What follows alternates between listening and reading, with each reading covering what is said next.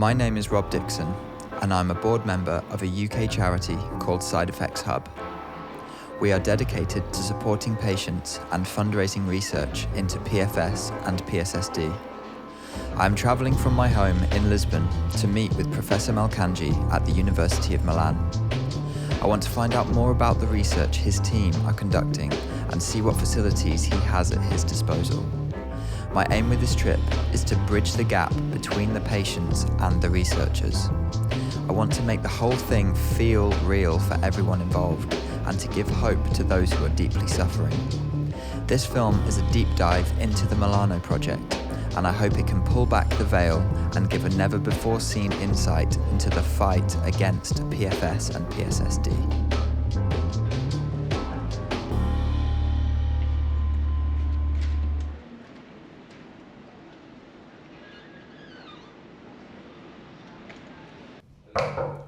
Hi. Hi. Nice to meet you. Nice to meet you, Rob. Rob, nice to meet you. How are you doing? Fine, thank you.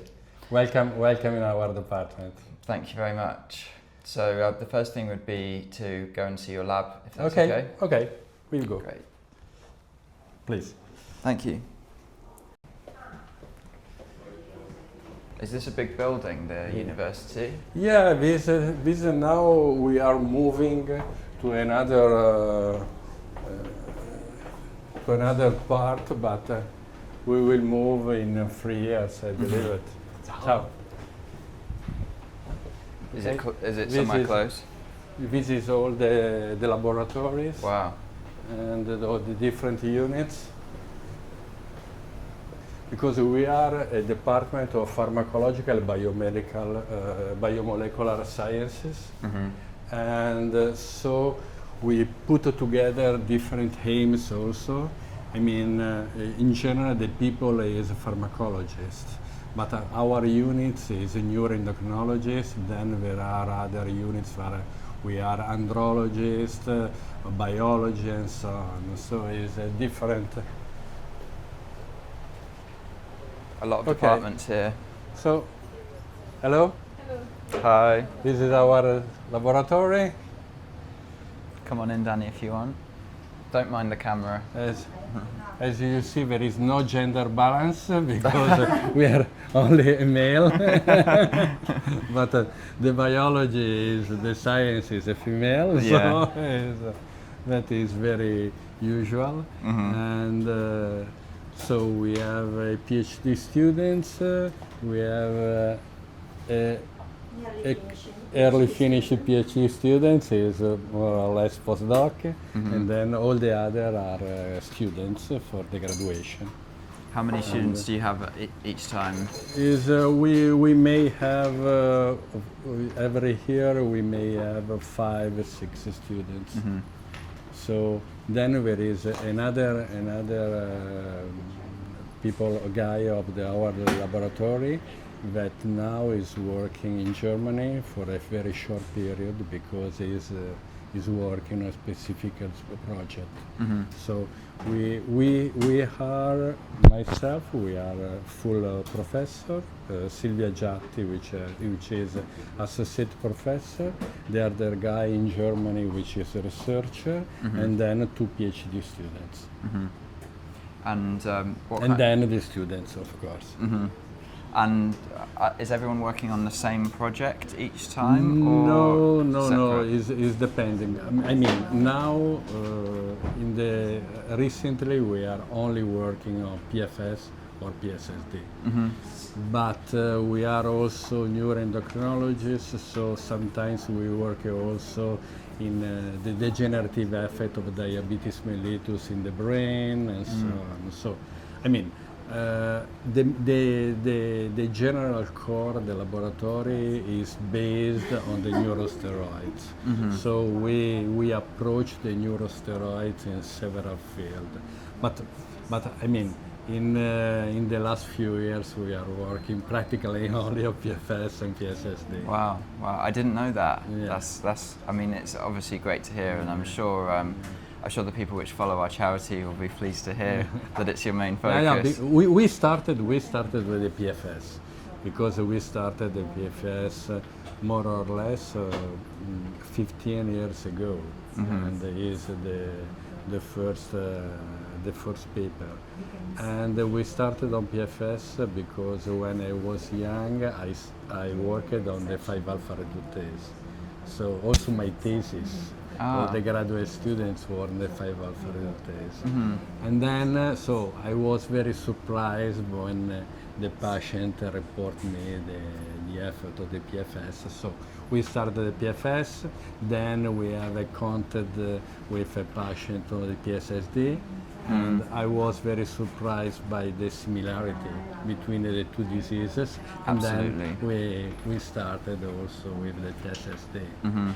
That's something which is the reason why our charity supports both patients, because it's the symptoms are identical. Almost. I think that is important. I mean, there is a similarity, but also dissimilarity, of course. Yeah. And but there is some common features. So I believe that is also for you, for your charity, is very important to put it together.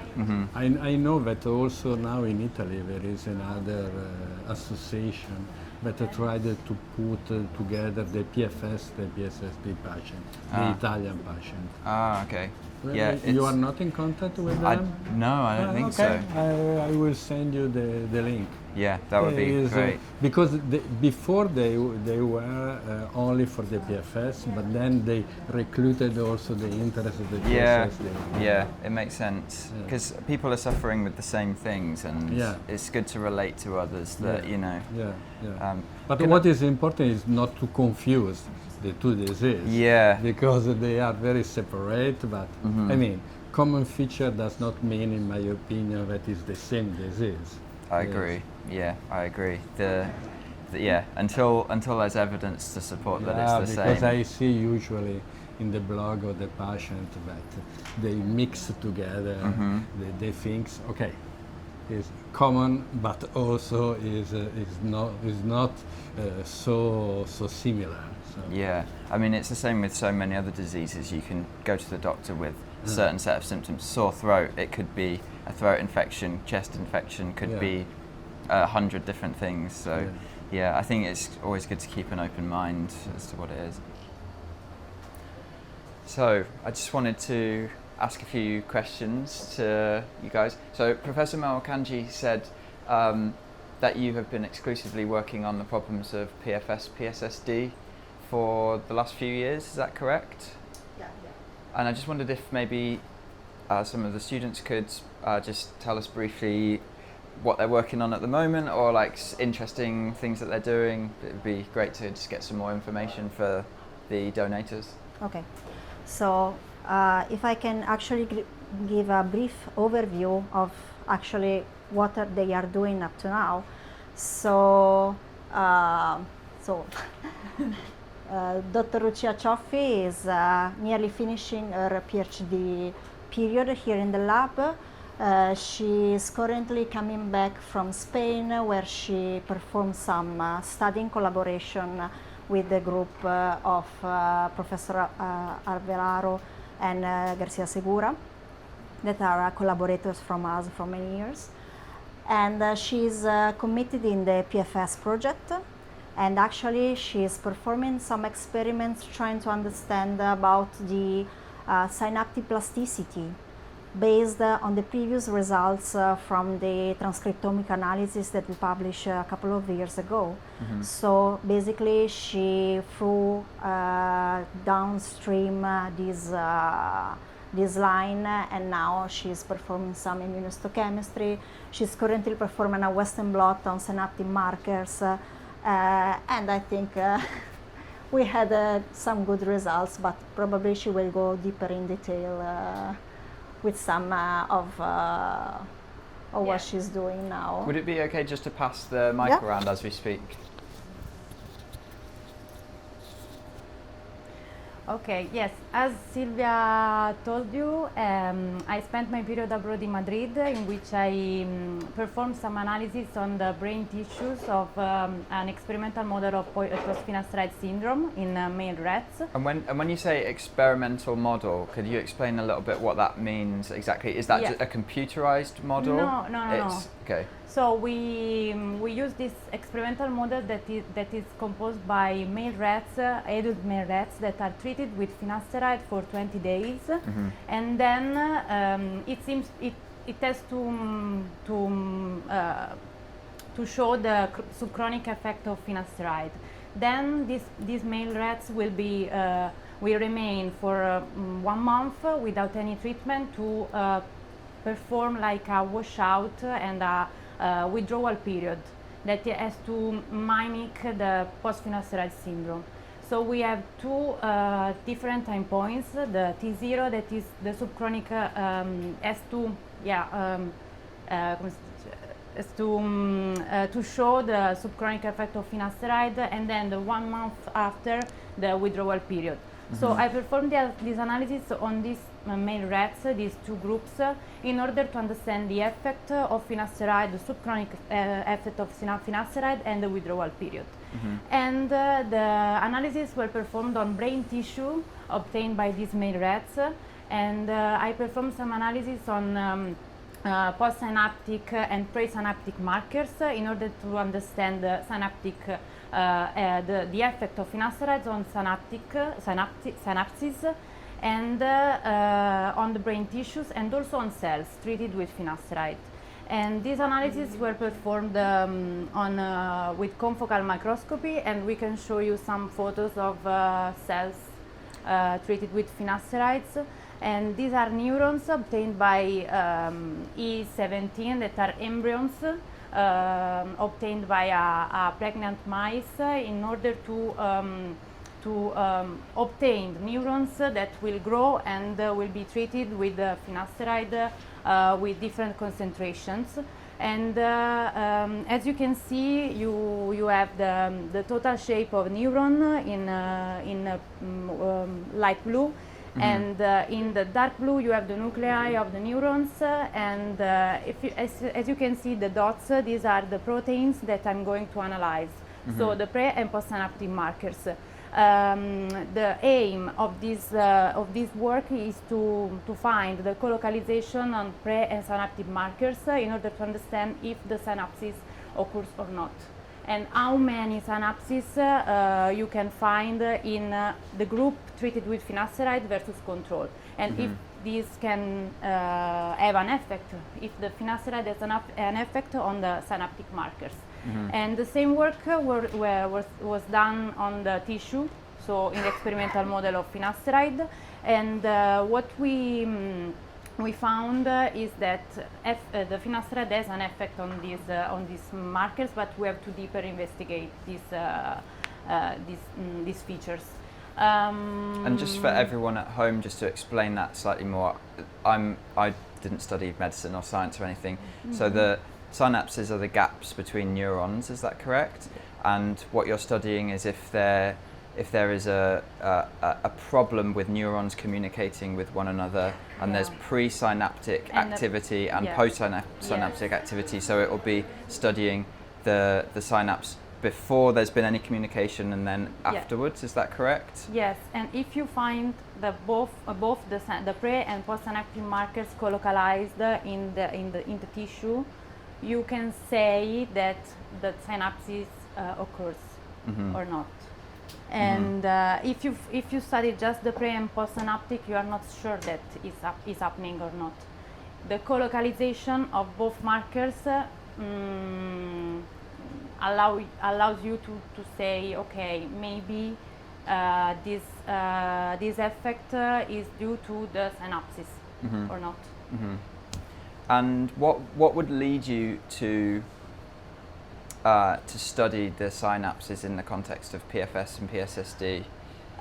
So we performed an RNA sequencing on hippocampus and hypothalamus, because in the post-Finasteride syndrome are the main involved brain areas. So we performed this RNA sequencing to understand which pathways could be affected by the treatment with finasteride during the withdrawal period. And after the analysis of RNA sequencing, we found several dysregulated genes altered by the finasteride, and with another analysis that is called the gene set enrichment analysis, we found several altered pathways by the finasteride treatment. And one of these pathways was related to the synapses, synaptogenesis, and so for this reason we go to analyze and deeper investigate this field of synapses and synaptogenesis. That's great, thank you. Okay. If could one more student do a similar thing, just tell us what they're working on, is that possible? Yeah. Okay. So if I can add just one more things about the project, I have to say that we decided with the Post-Finasteride Syndrome, but also with PSSD, to perform the transcriptomic analysis, since it is somehow a blind analysis. So we are not targeted, we are not looking for specific targets, but it's something that the animal model just tell us without any bias in order to investigate into the mechanism. So the one of evaluated by Lucia is important because it's one of the first one that is related to the symptomatology of the subjects, of the patients. So it's not the only pathway, but it's the one of the main that we think must be investigated in this model. And about the others, so the other students are working with me also. Dr. Krostek, which is the first year PhD students, are working with me, also with Professor Melkanji for sure, but on the PSSD project. And actually we are currently done 3 lines of experiments. The first one, the main one, the first one is on males actually. So based on the transcriptomic analysis, we had our student Ali that was committed in further evaluate the biology of the nucleus accumbens, which was one of the important brain region that we explored. Which one was that, sorry? Nucleus accumbens is one of the brain region that we currently explore in the RNA sequencing, because is let's say the hub for the motivation stimuli. So is the brain region able to evaluate the emotion but drive to the motivation. Is a part of the limbic circuitry, mesolimbic circuitry, and is involved in this. So we thought it was important because of the PSSD patients, there is some reports saying Absolutely. that. Yeah. So we think that this brain region in particular is one of the most affected. And actually we are digging on this part just to try to evaluate in the males. The PhD project of Dr. Krostek is on females.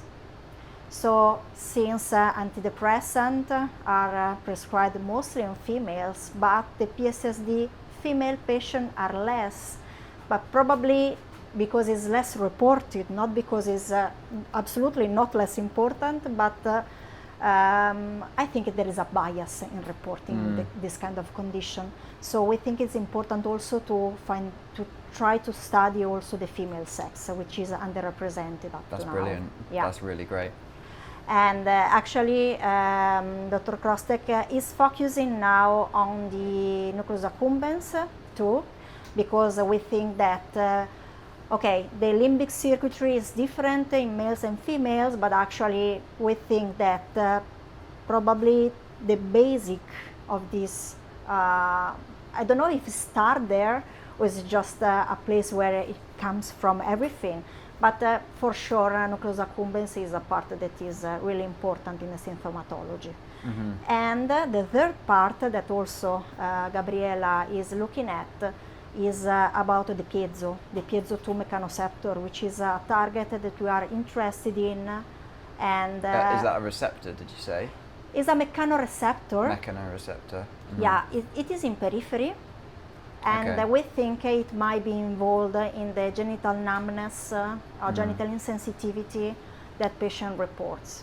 So she is now working on cell culture, and with Letizia we are now starting her thesis project is trying to evaluate piezo 2 mechanoreceptor in prepuce of male rats, but also on the DRG, which are the dorsal root ganglia, that are important nervous structure within the spinal cord, that are the place where the signals comes from the periphery and goes through the brain, because we think that, so we don't know if it is a sort of problem in the transmission or a problem in the peripheral sensitivity.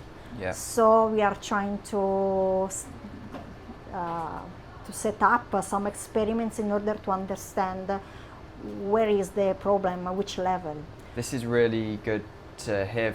Like, I think a lot of patients assume, like, well, with PSSD, SFN, small fiber neuropathy, I think if I'm getting that correctly, and only evaluating that, but I mean, what you're describing here is something I've never heard before any patient speaking about, or that they're aware that any research in this area is going on in the bottom part of the spinal cord. So because that's great. It's great to have this information. You know, it's really going to help people feel good about your research, I think. Yeah, because so we have personal feelings based on the results that we obtain, and our personal feelings is that so we are currently exploring also the possibility of peripheral neuropathy, but we do not want to exclude other pathways. And since piezo 2, because there are piezo 1 and piezo 2, but the one that we are committed on is just piezo 2, is so relevant, we decide to go deeper in the study of this mechanoreceptor, because I think it's a good target. So for example, so if Gabriela can explain. So we are currently evaluating the levels of piezo 2, that is a mechanoreceptor that Professor Silvia already explained. And we are working on the DRG model of the F11 cell line, that is a hybridoma of mouse and rat cells. And we are actually obtaining some quite interesting results, because during the treatment with both paroxetine and finasteride, we have the altered levels of piezo 2 channel, but also during the suspension period, we have the piezo 2 levels decreased, which can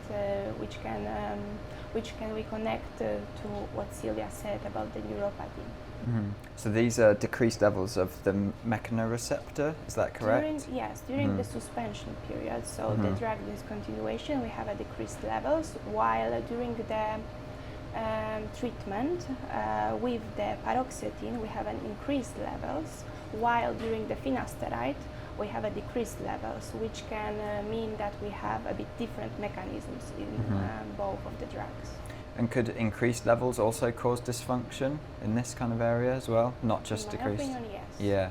Okay. It's reported that is linked also to pain. But we have to say that these are really, really, really preliminary results. That this is a cellular model, so we are just trying to understand the mechanism, and it's something that we use to try to understand what's going on. But for sure, we have to go then in the animal model, and then maybe on human subjects, just to see if there is an involvement. But for sure, these are very interesting, because it looks like that something is there. So sounds great. Yeah. That's brilliant. Okay, thank you so much. What became clear to me when speaking to Malkanji's team was how expansive their research is. They are looking into pathways no patient is going to stumble upon by themselves. I was interested to see more of the lab and further the conversation with Malkanji himself. So this is for the cell culture. Okay. It'd be great if you could describe exactly what happens. This is the facility for the cell culture. We are a very different facility, and so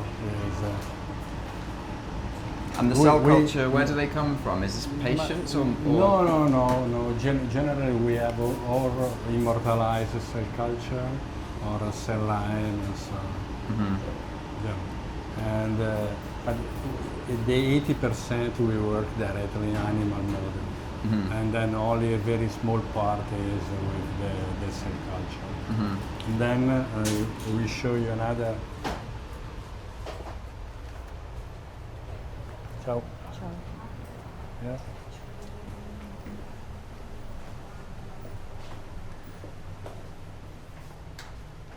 This is also for a machinery for the gene expression, and so is the name is a real-time PCR, and when you measure the level of the messenger of the different genes, we analyze with this machinery. Wow, I think people are really interested in this aspect. And then this is not part of molecular biology, so we perform this analysis, or directly we measure the level of the protein by Western blot analysis with the gel.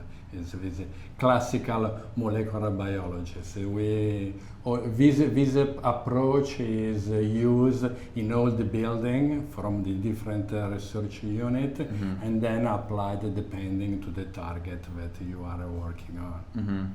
I think that's interesting to see, because I think from the community's point of view, they have there's all of these rumors as to what you do, what you don't do. He's not looking at this, he doesn't know, why is he not looking into the XYZ, and people think that you have a very narrow view of what PFS and PSSD is, and that it must be this. But in your interview with the PSSD network, you know, it was clear you're looking at the gut, you're looking at neurosteroids, you're looking at gene expression. But I mean, our specific focus is on the neurosteroids, and we measure directly the neurosteroid level with the mass spectrometry. The mass spectrometry is the facilities now today, unfortunately, is closed, but is in this building, and a very big apparatus is more or less a very big laboratory only for the mass spectrometry, which is a facility. It's not our, it's a facility for the department. Then we utilized the different approach, the molecular biologist. I mean, usually in the molecular biology, you analyze or the messenger or the genes, you use this apparatus, or the protein itself, or you perform a specific analysis on the gene, which is the RNA sequences that we publish a paper both on the PFS and the PSSD. But these apparatus are very expensive, so are the core facility for all the department. And then depending of the different line of research, you utilize a different expertise. But in general, we are molecular biologists, so this is our duty. It's interesting. It's great to know that you have all of this at your disposal to make use of. It's special because I think another misconception with the community is that they'll be able to find a researcher who's really interested in PFS, first of all, and that has a lab which is all for free. And these things don't exist all over the world. I know that also. This is, I agree with you, because a lot of patients write me and told me, okay, because you don't do this line of research, this aspect, this the other. I mean, they have no idea how is the time consuming for a research, the money, of course, because that is fundamental, and also the people that we need to perform, the collaborator that we need to perform these experiments. Because when you organize an experiment on the animal model with all the molecular biologists, we are simultaneously more than 10 people working on this project. So it's a lot also for us. It's very time expensing and time consuming. I mean, that just you telling me that is going to be like new information for people, because at home the patients obviously donate to the University of Milan, to your research, and they don't know, is it one person working 1 hour a month? Is it 10 people working all the time? We are fully devoted on this project in this period. There is several years that we work only exclusively on the PFS and PSSD. And then we have the people that is more working on the PFS and the other on the PSSD, but in comparison to other research units, we are a very small laboratory. So when you organize an experiment for PFS or PSSD, all the people is working on this project all together. So it's a logistic problem. Oh, that's really encouraging to hear, though, the dedication that you guys have, because from this is the whole reason that I wanted to come here. But that is also the reason, because we are publishing, in my opinion, several papers. I mean, and this is not a gift that you have, no? And behind each paper there is a very big work and a very big effort and so on. So is also when we started with PFS and PSSD, we may publish at least 3-4 papers every year, and so it's a lot. It's a lot. It's a lot because we are very few in the laboratory, in my opinion. So I believe it, but I understand that the expectation of the patient does not perfectly reflect the timing requested for the biomedical research. I understand this aspect, of course, because a patient expects that in 1 month, 6 months, we have to solve the problem. But I mean, the timing that we need is very different.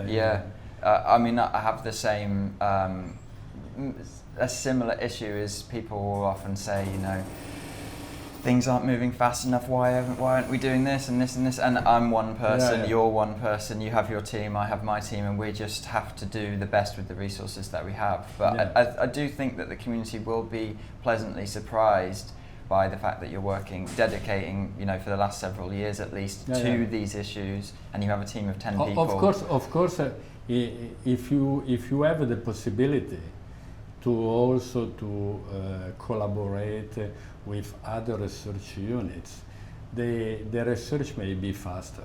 But I mean, when we speak with the other research units, and we collaborated, and we are setting up a lot of collaboration and so on. But the first question is how we may support this research. I mean, and okay, we started this adventure, and so we are lucky for that, we are satisfied. But when a research unit have a grant dedicated to a topic and have money to work on it, and they prefer to follow this way, do not approach another line of research where there is few money or there is no money. That is the problem. That is the problem. And I know that this is also a very big effort for the patient, but unfortunately the agency that normally funded the biomedical research also now do not consider the PFS or PSSD a priority. Mm-hmm. Because it is considered like a rare disease. Yeah. So they say, okay, if we have to invest the money, we invest in the Alzheimer, in the Parkinson, in the diabetes mellitus, and so on. So Yeah. But that is, we have tried several times with to submit a project to the national agency, to the European community, and so on. But it's not the moment. It's not. Is too new, the idea of the PFS and the PSSD. Yeah. I mean, even the existence of it is still denied. Yeah. I know. But now, I mean, we are I think lucky. times are changing a little in terms of that. I believe that the knowledge, in particular of the clinician, the knowledge of the two diseases now is changed. Mm-hmm. Because they realized that there is something. But for a clinician, what is important is the diagnostic marker to say, this is PFS, this is not PFS. Mm-hmm. This is the first important aspect. Yeah. And then the therapy. And this is, if we have not the diagnostic marker, the real diagnostic marker of the therapy, is a very big problem. So also this is the reason because the people is not interested, the clinician not interested. And I believe that a lot of clinician also is very afraid from the problem. I mean, if one PFS go to for the sexual dysfunction, go to the andrologist, and the andrologist, from the andrological point of view, there is nothing that is changed. I mean, Exactly. routinely, Yeah. they say, okay, you have to go to the psychiatric. Yeah. And then they jump to the psychiatric. And then when they are to the psychiatric, they say, okay, there is nothing, and jumping back in the andrologist. So it's a very disadvantage also for the patient, I believe it. Yeah, that is exactly the experience. No, of but patients, I realize, I know, Yeah. I know what is the problem. I know what it. We are not heroes. I mean, we are also to try to put a small piece in the very big puzzle, because the two diseases are a very big puzzle. Yeah. And also because are multifactorial disease. That also involve not only the brain, but may involve the gonads, may involve the muscle, and so on. So that is the very big problem. So, of course, we have to prioritize our research, because the risk is that if I approach one thing, another, so it's too general, the knowledge. And I prefer to have an hypothesis, an idea. In my opinion, both diseases, the major compromission is in the nervous system. So this is the reason, because we are focus our attention in the nervous system. So then, in my opinion, the PFS, there is also a compromission, also the peripheral glands. And on the opposite, the PSSD is more focused on the central nervous system. But I mean, this is an hypothesis. Now we have to demonstrate this hypothesis. Yeah. It's really interesting to hear you speak about the issues and you can see it from the patient's perspective, because this is another thing I'm sure that people are wondering about is, you know, some might think that I'll come here and I'll tell you how the patient works. They go to the doctor, they test their hormones, everything's fine, so they get told you're fine, but you have all these symptoms, and you to go, oh really? I had no idea that was happening. But you understand the picture. From but the because the patient clinician have only the perspective from the routinary analysis. I mean, you measure in the blood, and if everything is okay in the blood, okay, for the clinician is okay. So they may believe that there is something, but they have not a clinical approach to that. And then is a problem, in my opinion, is a problem for a clinician that is very dedicated to the patient. And then, of course, it's a problem for the patient themselves. Yeah. Great, thank you very much. The more I spoke with Professor Melkanji, the more I realised how much he understands the perspective of the patient and our lived experiences, especially when seeking help from doctors and clinicians. This gave me increased confidence in him as a person. His attitude and understanding was really refreshing to be around, when most others capable of helping this community are either willfully ignorant or blissfully unaware. So I'm here today with Professor Roberto Melkanji at the University of Milan, and thank you very much for having us. Thank you. I'm going to dive right into the questions, some of which have been submitted from the community, others that I've come up with, so I'm going to dive right into it.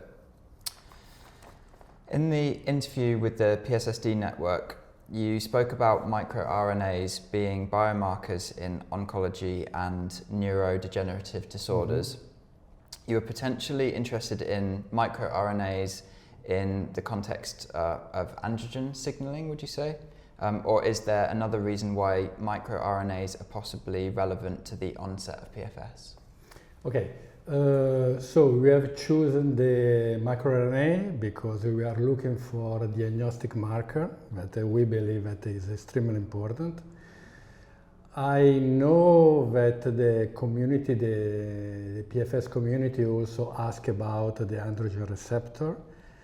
And with the method that we have for the microRNA, when you analyze the microRNA, we analyze all the microRNA. So also that included in the androgen receptor.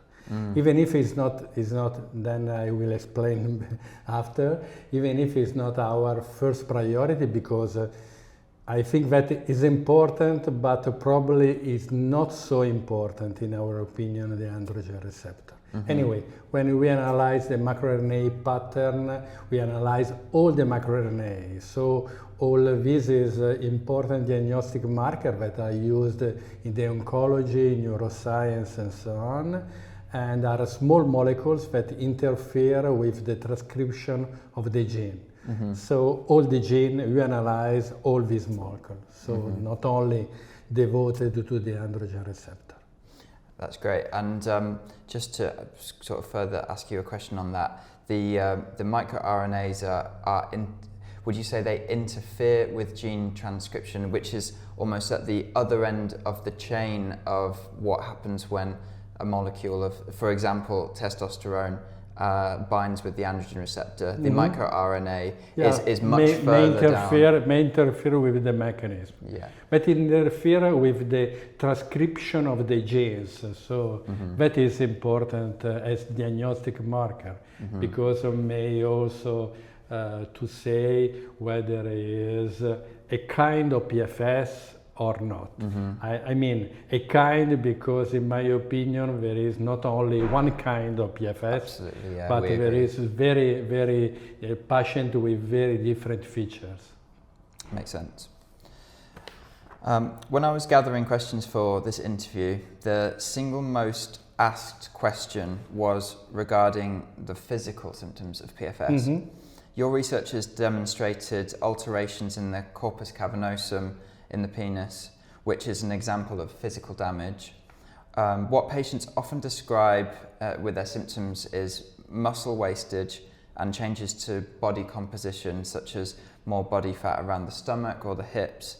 And almost very strangely is in some patients, not everyone, a loss of collagen synthesis almost seen in their changes of their face. Are these symptoms you're currently factoring into your research? Okay. Yes, I know that the symptoms are very heterogeneous among the patient, and but we have to follow also our expertise. Our expertise is that we are a neuroendocrinologist. So it's true that we analyzed what happens in the corpus cavernosa, the penis. And I mean, I prefer also to have some priority in the research. So, because our main hypothesis of PFS is that, of course, there is a compromission also outside the nervous system, but many of these compromissions are also related to the nervous system. And we believe that one of the main problems for the PFS is inside the nervous system. So also because there is a lot of neuronal circuits which control the behavior, the sexual behavior, and also the libido and so on. So that is one of the main features.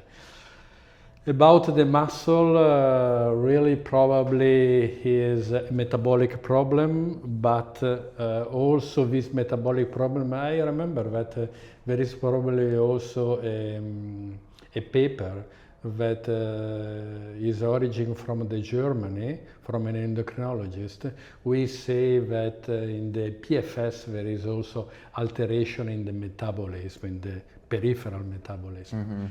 I mean, this another very big bag to consider. And so, of course, we are a few people in the laboratory, so you have to prioritize our research and to try to focus on some aspect that we believe that as more important than the other.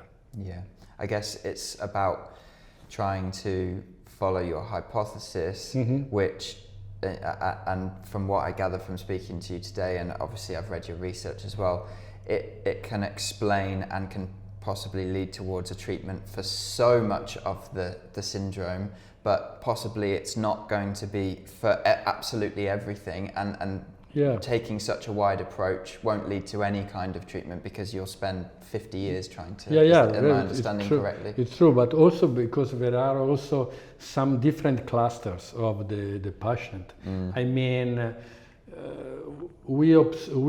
some patient reported similar effect, but then depending on the patient, there is also some different effect that may be small effect. And so I think that you have tried to avoid to generalize the message. So we prefer to say, okay, we are working on a small piece, and we tried to solve this small piece. Yeah, that's great. Currently you have several upcoming research papers going through the process of being peer-reviewed, one of which is your potential discovery of a biomarker for PFS, which is the PPAR alpha protein. Are you able to give us any further details on this? Yeah, but the PPAR alpha is very intriguing because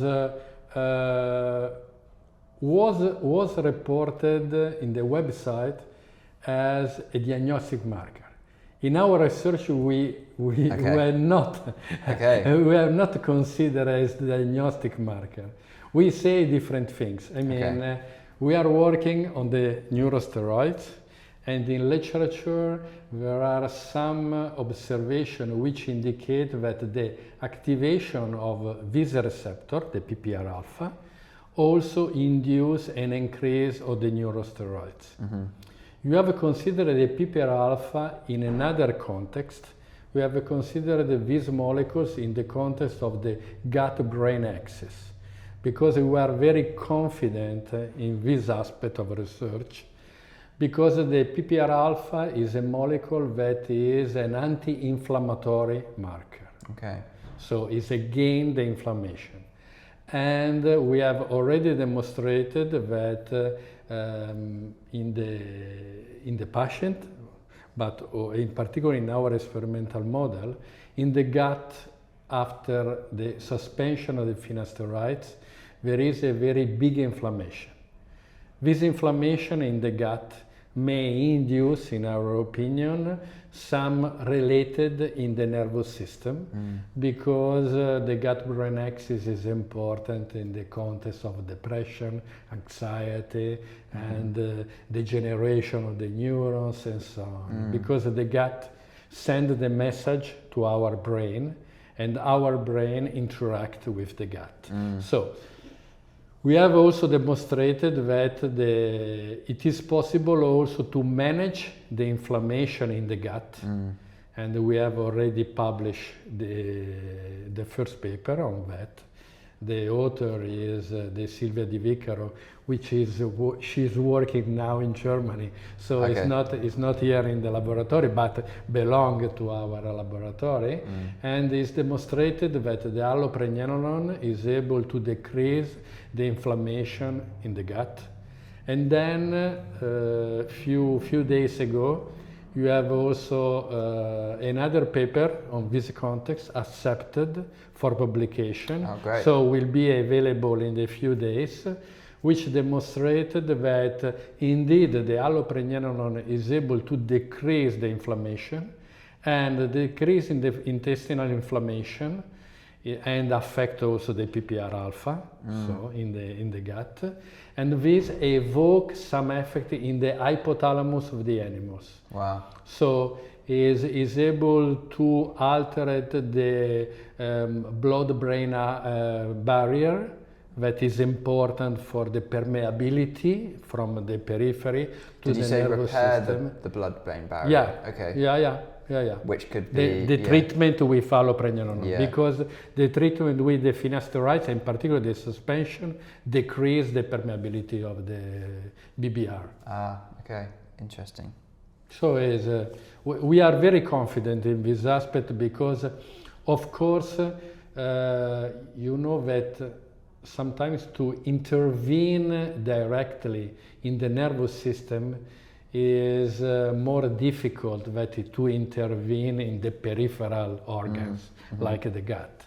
So yeah, as you're speaking, I mean, as a patient myself, and obviously having speaking to hundreds, if not more than 1,000 patients now, people are lowering their inflammation, trying to treat their gut, even simple things like extremely clean, healthy diet, getting rid of processed foods, all that kind of stuff. And some are seeing an improvement in their symptoms via just gut protocols. So everything that you're sort of speaking about here from the scientific point of view is really like sending light bulbs in my head, being like, well, I can, sort of back it up with anecdotal things where people are trying to heal their gut and things like that. So it's, really interesting. In one subset of PFS patients, it seems they are insensitive to androgens. Although blood tests of testosterone often come back within range, PFS patients display a symptom profile similar to a hypogonadal male. This often leads patients to seek testosterone replacement therapy despite their adequate levels. Something which we find very confusing is that these patients often, despite injecting sometimes supraphysiological levels of androgens, of exogenous testosterone, do not, quote, feel the effects of these high levels. For example, better sleep, better libido, increased muscle mass. Besides microRNA interference, are there any other avenues you're exploring to explain this strange biological occurrence? Okay, so the finasterides block the 5-alpha reductase. The 5-alpha reductase converts the testosterone into dihydrotestosterone. Okay, so that is true. That normally the level of testosterone is in the normal level, okay? But the patient reported that when they tried the treatment with the testosterone, or they are insensitive, or the situation may be also worsened. Yeah, correct. Some situation. Yeah. Okay. So that may means that you have also to remember that the testosterone interacts directly with the androgen receptor, but the dihydrotestosterone is the active metabolite of the testosterone. I mean, the dihydrotestosterone show a higher affinity in comparison to the androgen receptor. So that the hypothesis could be that there is something on the androgen receptor, okay? But as I told you before, even if we believe that something may occur to the androgen receptor, we have the hypothesis that this is a secondary effect. Okay. It's not the Yeah. primary effect, because you have to remember that the 5-alpha reductase do not only convert testosterone into dihydrotestosterone, but convert also the progesterone in the derivative of the progesterone. And then we have analyzed both in the patient, but also in our experimental model, the level of the steroids. The impairment of the metabolites of progesterone is much higher than the impairment of dihydrotestosterone itself. So, I mean, the androgens are related with this effect, but we believe that probably this is not is important, but is not so important in comparison to the other steroids. That is also the reason because we considered the treatment with the allopregnanolone and not with the dihydrotestosterone itself. Yeah, that's brilliant. Makes total sense. In your 2021 collaboration using a 3D proteome-wide screening approach, identified a completely different enzyme, PNMT, as a potential off-target that finasteride can bind to. How might this off-target interaction contribute to PFS symptoms, if it does, in your opinion? Yeah, we have demonstrated that the finasteride does not only inhibits the 5-alpha reductase, but is also able to interact to inhibit these other enzymes, which is an enzyme extremely important in the nervous system, because it's the enzymes that convert the noradrenaline into adrenaline. And these neurotransmitters are extremely important for the nervous functionality, are important also for the peripheral innervation, because is the conversion of noradrenaline into adrenaline, which is important for the mechanism of the erection of the penis. And so we believe that may be a very important contribution. The problem with the PNMT is that the literature reported that is extremely important, but very few researchers working on the PNMT, because in enzymes that is important but few expressed and is particularly localized in some specific brain areas. So the literature is very poor, and we have published these results because we are sure that there is an interaction, but now we are trying also to relate this interaction with the general pattern of the PFS. Is PNMT only in the brain, or is it in the... No. Is also in the adrenal cortex, because it's important also in the medulla. Is important for the conversion of noradrenaline or norepinephrine into epinephrine. It's the same, noradrenaline and norepinephrine. Thank you. You've done some very illuminating research on the gut microbiome in relation to PFS, also including discovering a persistent drop in allopregnanolone, as we discussed, in the colon, with a compensatory rise in its precursor pregnenolone. Besides restoring allopregnanolone in this environment, do you think gut inflammation or leaky gut could be sending signals to the brain via the gut-brain axis that worsens anxiety and depression and even sexual dysfunction? Could interventions targeting the gut with things like anti-inflammatories or probiotics be a potential angle for PFS treatments? Yeah, as I told you before, we are very confident in the story of the gut-brain axis, because there is a lot of literature which indicated that this axis is important in our physiology. And the story says that our gut is the second brain, no? Yeah. And there is a very strong interaction between these two structures. And so we believe that it's much easier to intervene in the gut to solve the problem in the brain. And we don't think to the normal prebiotic or probiotic and so on, but we believe that a pharmacological therapy with allopregnanolone may be more useful. In particular, but this is the future, the close future for us, when we will be sure that allopregnanolone is working, and we are quite sure, and we wish to translate the message before to apply this drug for the patient. Do not use in the patient directly the allopregnanolone, but the synthetic mimetic that you have. Now are commercially available two analogs of the allopregnanolone, which the first one is the brexanolone and the second one is the zuranolone. The zuranolone probably is better because the treatment is oral, while the brexanolone is all injected.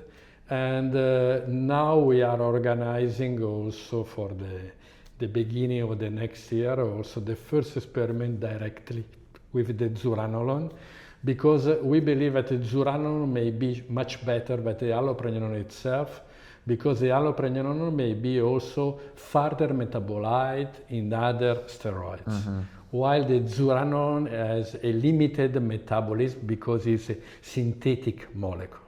So we are confident in this approach. And you say next year, is that going to be in rats to test zuranolone? Yeah, of course. I mean, I know that the patient needs to translate immediately in the patient, but to treat the patient needs also ethical permission, so a lot of documents and a solid preclinical background. Because when we set up a clinical study with the patient, there is also the ethical committee, and the ethical committee requested preclinical study. And that is absolutely important. So before we have to try with the zuranolone, because not only the zuranolone, but also the allopregnanolone itself, in the experimental model, it has been demonstrated that the kinetics, the time schedule, the dose, etc., is absolutely important, because these molecules interact with a receptor of the GABA. The GABA-A receptor. And the GABA-A receptor is a receptor for this neurotransmitter, is particularly important in the nervous functionality, and a wrong treatment with allopregnanolone or with synthetic analog may also be neurotoxic. So that is very important, and before to translate this message in the patient, of course, is like the pharmaceutical company. The approach is very similar. No? Before to go in the patient, we need the preclinical model. I made a video actually for the charity on this topic, which is because and I understand why patients say, why does he, we're referring to you, we need the allopregnanolone now, why do we not? No. And I explained, just like you did, that it requires a mountain of evidence for you to show before you can even get the approval to move forward. The point that you raise is also very important. I wish also to explain to the patient also this aspect. Because I believe that there is also a very big problem with the internet market for the drug. Because, for instance, the allopregnanolone itself is commercially available, but is not controlled. I mean, if you take the molecules for an hospital, for a clinical study and so on. The drug is also very controlled in the dose, in the purity and so on. And in the internal market, there is a lot of companies that go out the drug, and we have, for instance, that is a funny story, but we have also analyzed a patient both in the internal market, the allopregnanolone, and we analyzed the purity by mass spectrometry of this allopregnanolone that was commercially available, and was not allopregnanolone. Was a mix of several steroids. So I believe that the patient should be very careful also to do. And of course the pathway is very long, unfortunately. Yeah. But I mean, you have to be sure when we suggest a therapeutic approach. Makes sense. Thank you very much. In the PSSD network interview, you spoke a few times about subcategories of PSSD patients based upon their symptomatic profile. Something SIDEfxHUB have been discussing is creating some kind of data collection initiative which can help categorize groups of patients together to hopefully aid future research. For example, we could list each symptom, get each patient to score them 1 out of 10, this is very basic obviously, and then use the data analysis to allocate each patient into a group most like themselves. So for example, it could be they only have sexual symptoms, they only have neurological, a mixture, etc. This way we could separate them into groups based on their symptoms. Would this kind of data collection be useful to your research? Do you because obviously for us to do this, it would be quite expensive because it might be an app on their phone and we have to promote it to the community. It takes a lot of time and resources from our side. Would you, or is it your opinion any other researcher might find this type of thing useful, or what's your thoughts? Okay, we are sure that there are several different clusters of the patient. Because, for instance, some patients show sexual impairment, erectile deficit, and also some problem in the nervous system. Others say that, okay, we have not depression, anxiety, and so on, but we have only erectile deficit and so on. So, depending. Okay. So to collect information, I believe that is very important, okay? Indeed, we used, when I spoken with the patient, we have also prepared a questionnaire, and depending by the score and so on, we considered whether the patient show much more effect on one side, on the other side, or on both. But however, you have to consider that there is no scientific value in that. Right. I mean, if you told me, okay, I have the pain in one arm, okay, I believe you, but I have also to demonstrate that you have the pain. So that is, I remember all the old literature, the first observation on the PFS was not science, really science, right, but was only symptoms self-reported from the patient. And okay, I believe it, but the science says that we have to demonstrate that you really have these symptoms. So, of course, this may be important, but then when you have the cluster, so we need much more clinical study in which we characterize the several clusters of the patient. Based upon science, not based on the science. Yeah. Based on the science. Of course, one of the main problems, again, is that the test in the hospital that we have available routinely, I mean, they not demonstrate really changes Nothing. in the patient. There is nothing. And so that is also the reason, because a part of our work in the preclinical study is not only on the therapy, but also in the diagnostic marker, because we believe that it's very important to say before, this is PFS, this is not PFS. Yeah. And when we say these two different groups, we may say, okay, the PFS, this is a cluster of PFS, this is another cluster of PFS, another cluster of PFS. Mm-hmm. Yeah. So the subgroups, I mean. Yeah, yeah, that makes sense. I think I know everyone is desperately seeking a treatment or a cure, but also just for us to go somewhere, have some kind of diagnostic test, and then say, yes, you have PFS, but just that recognition for the patients would be huge, because unfortunately there are a lot of skeptical people. I mean, obviously you are not one, but they exist, and more often than not, because of the diagnostic test available in the mainstream blood tests, you go get a scan, it shows nothing.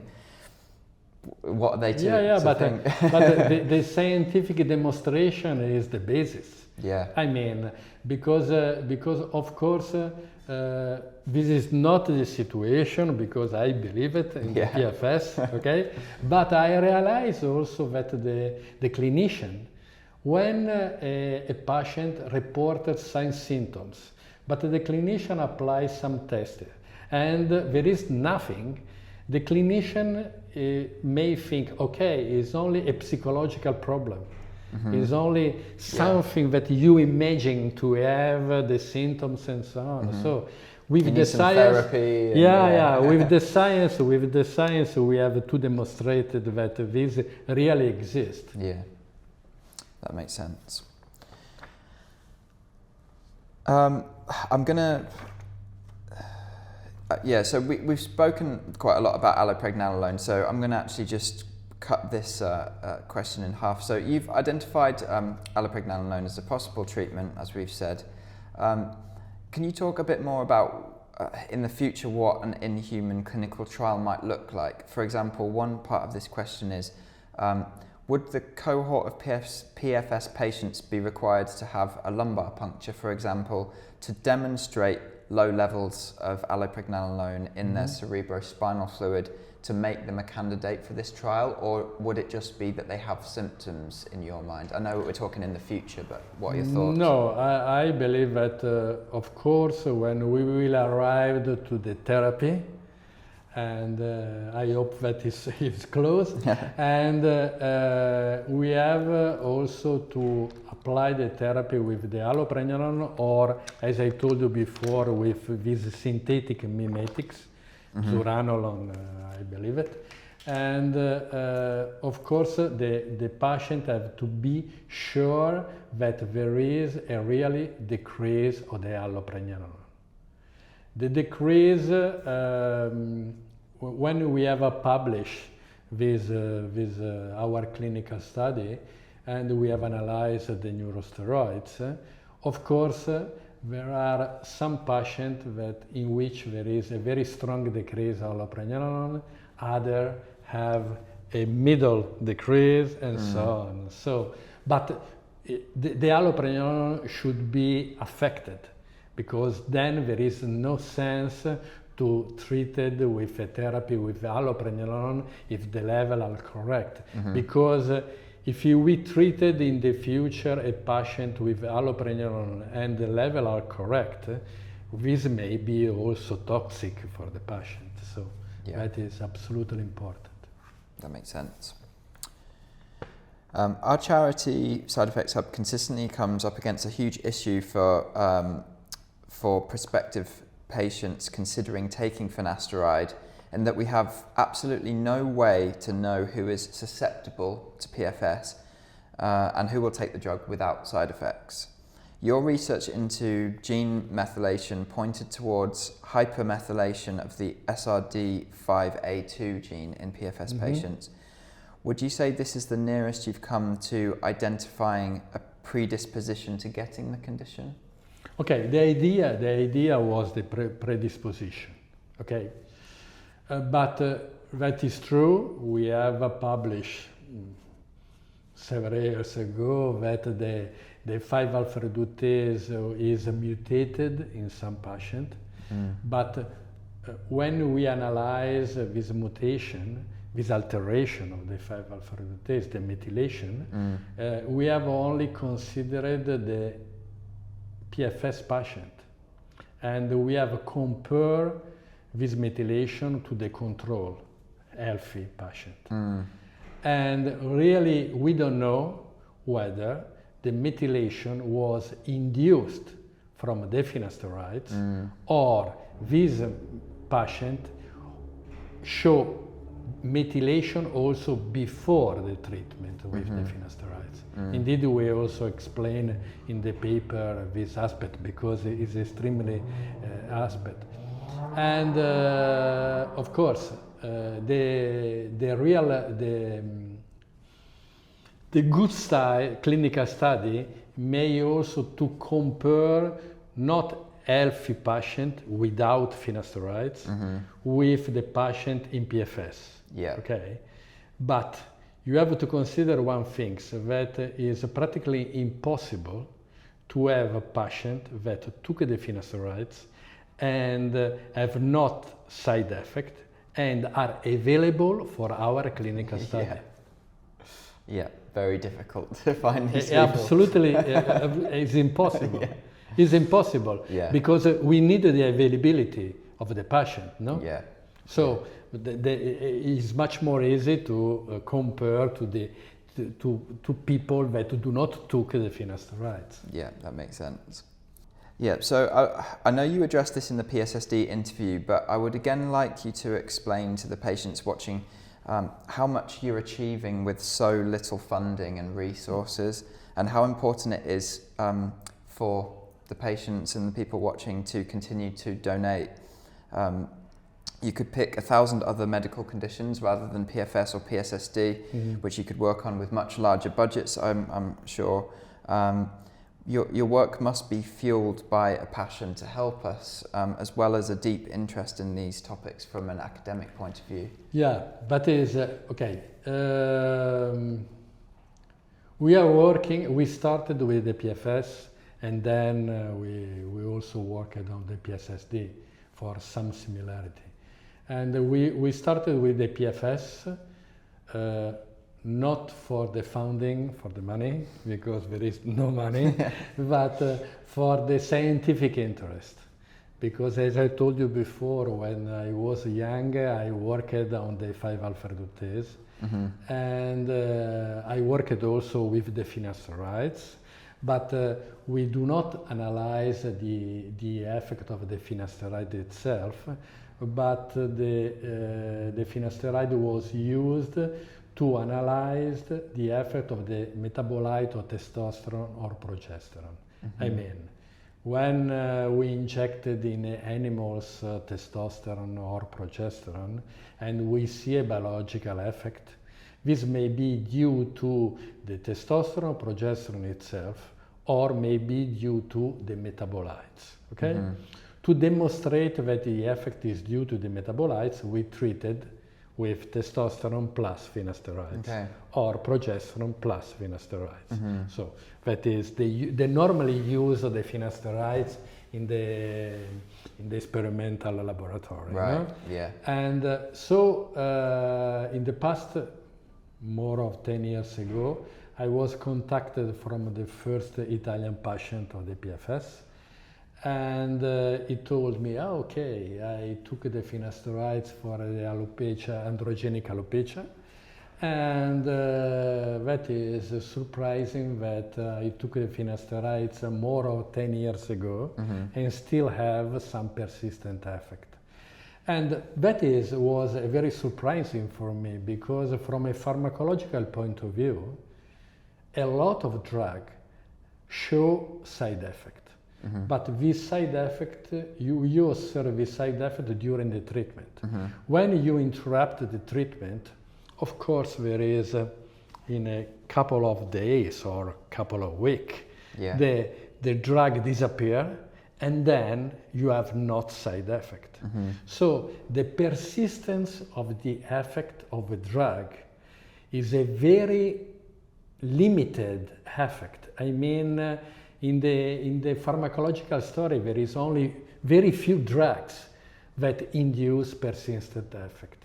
So, because I worked on the 5-alpha reductase, I was very surprising for this effect. So we started in our preclinical study. We have also performed 3 clinical study with the patient in collaboration with the clinician, of course. And we see that there is the persistence of this effect. So this was the scientific interest for us. Then, of course, you have to support this research. Normally, where you obtain the money. You do not obtain the money from the research from our university, because the public university also support the research in very small amounts. Yeah. You know? And so all the people who work in the university also collect the money from the national or international agency that normally founded the biomedical research.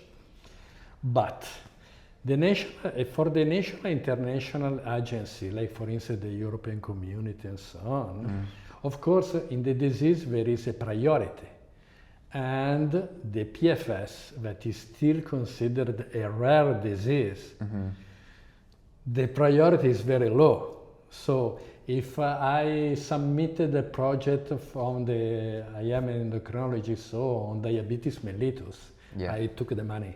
But if I submitted a project to the European Community for the PFS, I'm sure that I don't win the project. So in this context, the support of the patient is absolutely important. I wish also to explain another point, that this donation do not fully support our cost. Exactly. Unfortunately, support only small cost. So that is, even if we worked a lot in this moment on the PFS, on the PSSD, however, in the laboratory, there is also a small part of the laboratory that also worked on other field, in other topic. So we may also collect the money from the other disease, and we use this money also for the PFS and the PSSD. Yeah. That is the administrative balance.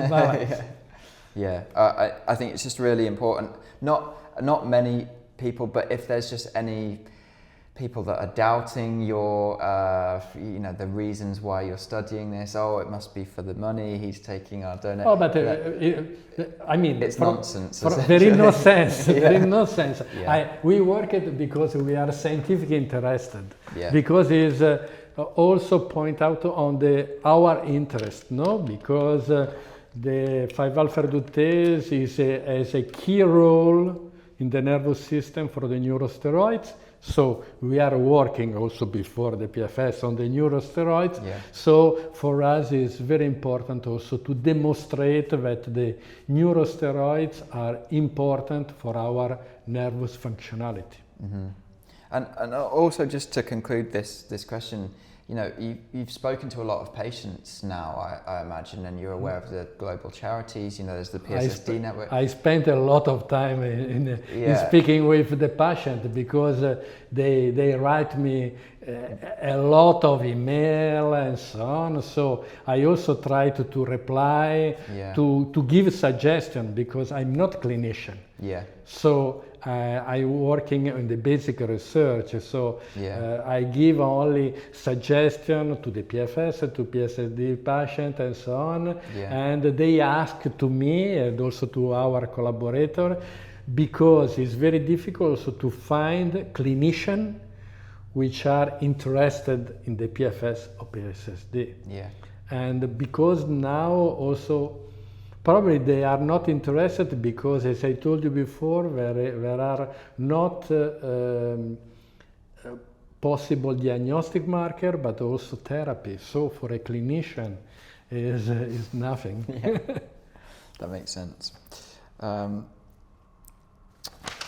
coming to the end now.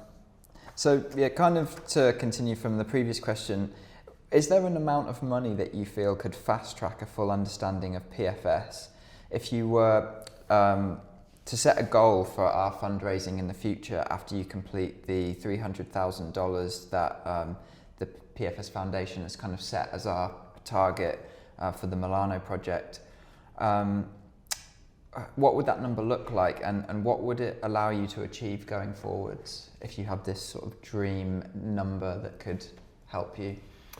It's very difficult to say. It's very difficult to say because the biomedical research is like a Pandora box, no? Mm-hmm. When you open the box, you may see also a lot of aspects, no? Because we study one aspect, and then this aspect may be correlated with another one, with another one, with another one. So it's very difficult to say. Mm. And of course, when the American Foundation, the PFS Foundation, asked me a project that is called as Milano project and so on, they told me, okay, what do you intend to do in few years? Okay, and this is the cost. We have received the money that is very far from the $300,000, of course. And I may also to say that we are doing our best. We are working a lot on that, and we have not the cost of the materials, the animals and so on, but we have also the cost of the salary of the people, because as you see in the laboratory, my collaborators are very young and usually have a contract, have a PhD student, so on. So we have also to pay for these people, and I may also to say that much more money what we have, probably we may reach the target faster, probably. But in the science, in the research, it's very difficult to planning. Okay, in the 1 year we absolutely obtain the target on. Yeah. We are very, very satisfied that, in my opinion, it's not only our merit, okay, but I believe that in few years the knowledge on the PFS is growing a lot. So now some aspect is much more clear than in the past. But of course is to depict all the puzzle, because the PFS is very complicated, because it's touch different organs and so on. And so of course we have also to generalize, and a lot of patients when write me told me, okay, I have these symptoms, but these symptoms is not present in the other patient. So I realized that this symptom is very important for the particularly patient. Yeah. But of course we have to satisfy all the community. Yeah. So we have to study before the general symptoms, and then we may see also the particularity. Absolutely. This is my last question now. If you could wave a magic wand and bring on a team working in another research discipline to yourself, what kind of research would you choose? Would it be oncology, neurology, rheumatology? What have you got anything? If it was like we are neuroendocrinologists, and as a neuroendocrinologist, we may fill in the molecular biology, the behavior, because also the behavioral studies are extremely important, in particular for the preclinical study. Indeed, the next paper that I hope that in few months will be published is on a behavioral study in the animal model, which demonstrated that the finasteride also affect the motivation of the animals. And this is extremely important because a lot of patients told me, okay, I have the problem with depression, anxiety, but also when I wish to have sex with my partner, but I have not motivation for the sex.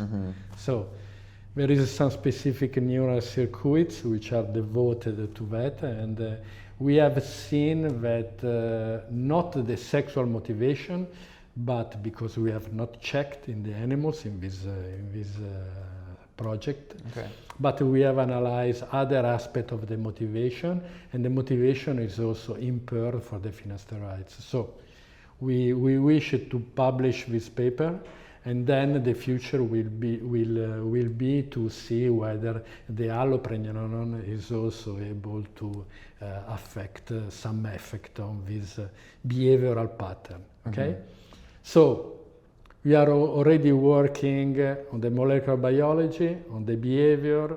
We have a guy which is very expert in the gut-brain axis, that is like a lot of microbiologists and so on, because the microbiota is a lot of bacteria that we have inside in the gut and so on. So I believe that in our laboratory, of course, if we have money, we may also pay people with an expertise, okay? Because we have a lot of collaboration with other research units, but as I told you before, when you have different laboratory, you need also a lot of money, because each laboratory requests the money for its research. And in my opinion, if I have a magic stick, and I believe that it's better to have a clinician which are really interested in this disease. As I told you, we have performed already 3 clinical studies on the PFS. Now we are trying to set up a clinical study for the PSSD also. But to interact with the clinician is not easy. It's not easy because the timing of the basic research of the clinician is very different. I mean, we spend a lot in the research, in the teaching and so on. The clinicians spend a lot in the interaction directly with the patient. And for them, the research is something that is ancillary, no? Is a very small part, and is 2 different worlds. I mean, the research and the clinician, the interaction is not so easy. It's not so some easy. patients print out your research and they take it to their appointments, and they say, and not that it's disrespectful to you, but they say, no, what but am I know. Gonna do? What do I do with this research? I know, because but I believe it. I understand the clinician, because they have also the priority, no? Of course, and in the particularly we interact with the endocrinologist, with the andrologist for the sexual impairment, and with the neurologist. Now we have also, for the story of the gut-brain axis, we have also contact with the gastroenterologist. But to put all together this different expertise and to dedicate all this clinician to the clinical study is a mess. It's not easy. So my magic stick is for the clinicians which are available to work with us. That makes sense. Okay, that concludes our interview. Thank you very much. Thank you to you, Rob. Thank you. I left Milan feeling inspired and cautiously optimistic. After spending time with Professor Melkanji and his team, I've seen firsthand the dedication driving their work. For so many of us living with PFS and PSSD, the reality can feel isolating, confusing, and hopeless. But what I've learned here is that progress is being made, and there are brilliant minds committed to understanding these conditions. That said, there are never any guarantees in medical research. This could all amount to nothing, just as any scientific pursuit can. But if we don't try, if we wait endlessly for the perfect solution to appear, we risk staying stuck forever. The only way forward is to take the opportunities we have now and push them as far as they can go. To fast-track Malkanji's potential therapeutic treatment, we desperately need the community to donate. You can find the link to donate on the SIDEfxHUB website. But for now, I'll keep pushing, I'll keep asking questions, and I'll keep telling this story.